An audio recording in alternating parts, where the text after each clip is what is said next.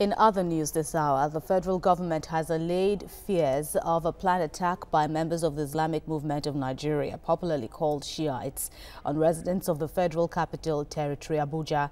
State House correspondent Maria Olasheinde reports that this formed part of the outcomes of this week's Federal Executive Council meeting. This week's Federal Executive Council meeting was presided by Vice President Yemi Osinbajo with President Muhammadu Buhari on an official visit to the United Kingdom. After the Federal Executive Council meeting, ministers took turns to brief journalists on the outcome of the meeting. Two of the memo addressing issues on the incessant killings and insecurity in the Federal Capital Territory, Minister of Interior Abdulrahman Dambazau says adequate measures have been taken to ensure the safety of lives and property of all citizens in the Federal Capital Territory. He advised residents to ignore any alerts of impending attacks. To reassure you that law and order is something that we must, ensure that, it exists within our society. And the FCT minister is very much aware, is on top of it. Because of what happened of recent, the Commissioner of Police and the AIG, they are all handling that. But the issue of,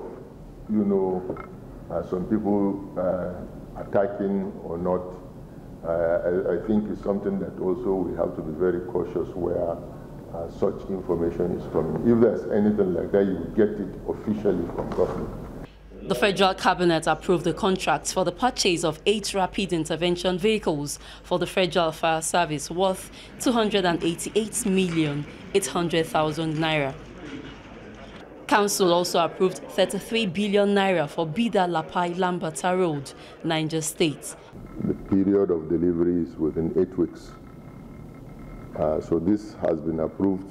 The rapid intervention vehicles are smaller vehicles that can maneuver within, for instance, markets and respond to emergency accordingly.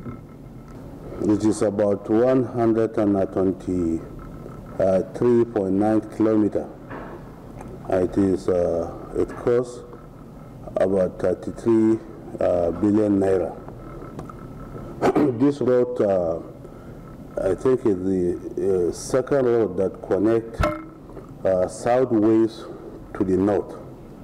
As part of efforts to find a lasting solution to the farmers' herdsmen clashes in Nigeria, President Muhammadu Buhari will host ECOWAS conference on farmers' herders clashes, which will open on April the 26th.